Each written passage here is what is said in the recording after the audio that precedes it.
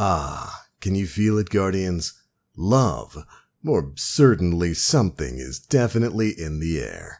What's going on, guys? My name is the Black Link, and tonight is Thursday, February 6th, 2020. It's time for another issue of the Bungie Weekly Blog, This Week at Bungie. And this week, we have got a lot of really interesting stuff to talk about. Of course, Crimson Days is coming next week. We got an awesome trailer showing that off, also confirming the best power couple in Destiny history. And you other people can absolutely be mad and hold that forever. Shax and Mara, baby. Canon and confirmed. But we're learning a bit more about that event, the rewards that are going to be tied to it. We hit some new milestones with the Empyrion Restoration effort. We have already blown past stage 3 of that. It took no time whatsoever to get that done. So we're going to spend some time talking about the next stage of that event, and we got a sneak peek at some patch notes that are going to be for the update dropping next season. And one of the big parts of that is sword buffs. Well, not even sword buffs. They are revamping the way swords work entirely. But let's go ahead and dive on in. First things first, this week, the Empyrion Restoration effort went live, and you Guardians have blown it out of the water with your polarized fractal line donations. We have already blown past the 1.2 billion polarized fractal line donation line, meaning that the first 3 goals have indeed been met. But 1 billion fractal line isn't enough for the foundation, and the next goal is currently in reach. Our next stop, 2.2 billion fractal line donations. And that right there goes to show that anytime you put a challenge in front of the Destiny community, we always blow it out of the water. Now, of course, you can track the progress of this by heading over to the PvP playlist and looking at a rather inconspicuous new pseudo playlist that we can hover over for right now. Wonder what's gonna happen when we hit all 7 stages. Can't wait. But anyways, tied of course to the Empyrion Restoration effort is the final triumph required for the Savior Seal. And once this community hits stage 7, once we've donated enough polarized fractal line to end the Empyrion Restoration effort, the ability to unlock that seal will become available to Guardians who are seeking it out. So here's hoping we can get that done sometime soon. But alright, moving on from there, we've got the return of the Valentine's event, Crimson Days. And just like in previous years, this is going to see the return of the PvP mode Crimson Doubles, which is of course a 2v2 game mode where the objective is basically to stay close to your partner. If you do, you'll have heightened ability regen as long as you retain your Crimson Bond buff. Basically, staying next to your teammate's going to give you a buff that regens your abilities way faster. And if you stray too far away from each other, opponents will soon be able to see your every move. They're basically going to be able to see you through walls and get enhanced radar and stuff like that. But if you're not a PvP person, there will also be PvE activities and bounties that you'll be able to take advantage of. Additionally, as you complete Crimson Doubles matches and bounties, you and your partner will be showered in delicious candy hearts. To sweeten the deal, daily and weekly bounties will offer double XP. Bright Dust will also be rewarded when completing your weekly bounties. And as you begin to stockpile confectionery hearts, they can be exchanged with Lord Shax for Crimson Days themed rewards, including the 2 new exotic sparrows, which of course you can ride in tandem to show off the strength of your Crimson Bond. And if I can stop right there, fantastic. One of the biggest complaints about the way these events go is that all of the new exotic type stuff, like the ornaments and the ghosts and the sparrows and the ships, are always Eververse items. When instead, they should be items tied to the event themselves that you can earn by playing through the event. So I'm really happy to see here that by completing activities, completing these bounties, you're going to earn candy hearts that you'll be able to trade in for some of the exotic items directly from Lord Shax. Great change, Bungie. It's about time we started seeing that in events here. Anyways, if this is your first Crimson Days event, or you didn't earn enough hearts in years past, rewards from previous events will also be available to earn alongside the new sparrows. So if you missed out on some of the items from previous Crimson Days, you will be able to earn those along the course of this event. Additionally, spare confectionery hearts may be exchanged for warm-hearted gift packages containing Glimmer with a slight chance for legendary loot. Once you've collected both sparrows and claimed the associated triumph, an exclusive emblem will also become available through Bungie rewards. So if you earn everything there is to earn over the course of Crimson Days with the exotic sparrows and all that kind of stuff, you're going to get access to a new emblem as well. Seems like there's going to be plenty of things to shoot for this time around, and I'm very happy that you're going to be able to get some of these hearts by completing PvE activities. Because of course, not everybody wants to play a 2v2 sweaty, butt-hugging game mode in the Crucible. Finally, of course, Eververse will feature many items from previous events for Bright Dust, including 2 new items exclusive to Crimson Days. And only 1 new item will be available for Silver only. The new Heartfelt Union multiplayer emote, which you get to see at the end of the Crimson Days trailer. This event is going to be starting on February 11th and going until February 18th, 2020. So get out there with your special pals and earn up those confectionery hearts. Really digging what they're doing with the event this time around. But that's not even the biggest bit of information to drop in this week's swamp. This next section has to do with some changes that are going to be dropping in the next season of content starting next month. Yeah, we're almost there. We should be learning about it very soon. I would suspect probably as soon as we can complete the Empyrion Restoration effort. As a part of this brand new season, we're getting some major changes to the sandbox. There's going to be a lot of PvP focused changes, which a lot of players are definitely waiting for, but also a lot of PvE focused changes as well. And we learn about one of the major ones this week. Swords are getting a major revamp in Season 10.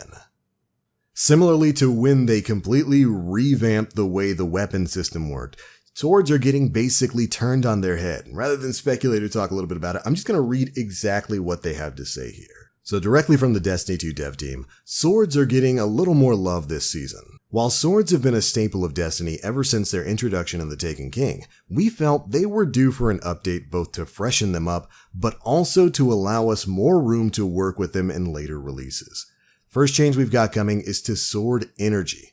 Swords now have their own reserve of energy that recharges naturally on its own, and is not to be confused with ammo capacity. This energy will overtake your melee slot while you're wielding a sword and is spent on various actions. Great change. It was always weird that swords needed ammunition in order to swing. And while I don't think that's necessarily going away, they go on to explain some of that later on, I am happy to see that we're going to be moving to a more energy-based system with swords. Or rather, I guess I should say a more meter-based system. But next up, we've got changes coming to guarding. Guarding now uses sword energy instead of consuming ammo. Different guards have different consumption rates, damage resistance, and behaviors, so be sure to experiment and find a guard type you like. You'll still need at least 1 ammo to begin guarding though.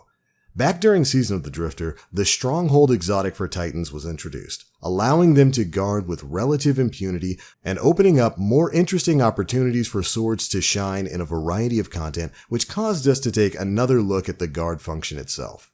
Although the guard function has always existed, it was never really considered worth the cost. With this change, we hope that players will use their guard intelligently to protect themselves instead of it being an almost unused button. Rest easy, Stronghold has also been modified to still allow Titans a unique guarding experience.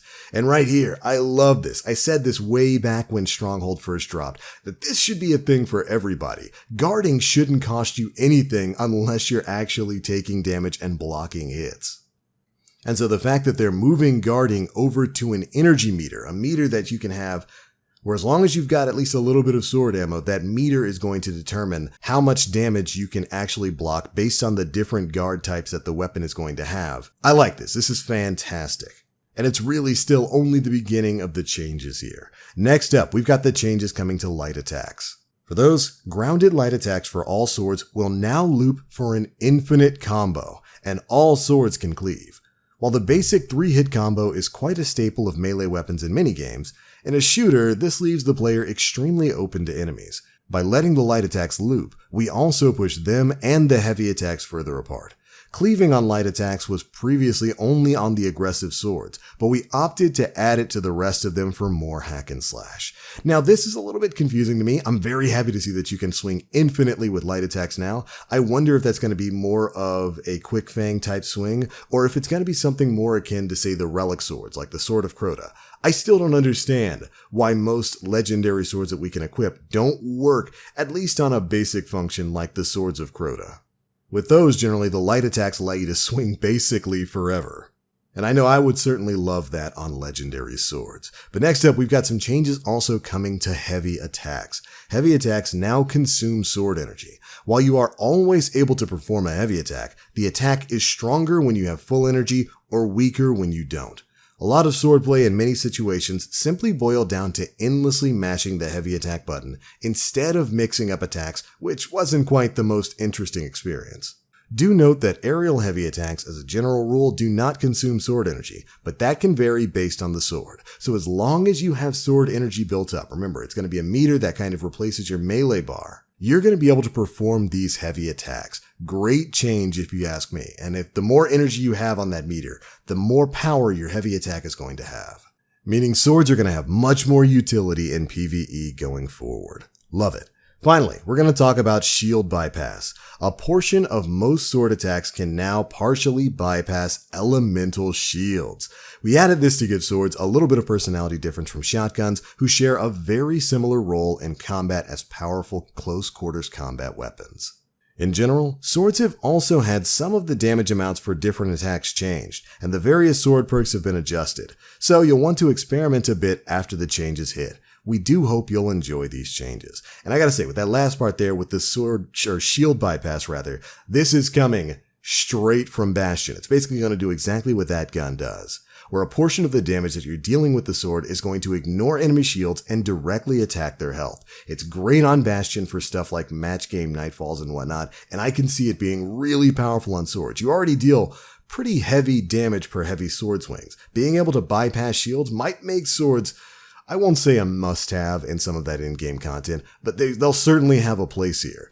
The problem with swords right now being that they don't really deal enough damage to warrant the overall low amount of ammo that they have. They just don't have the utility there to kind of differentiate them between some of the heavier hitting shotguns. There are better options for heavy weapons, so changing over to a more energy-based, meter-based sword ammo system so that you can utilize them more often, fantastic change.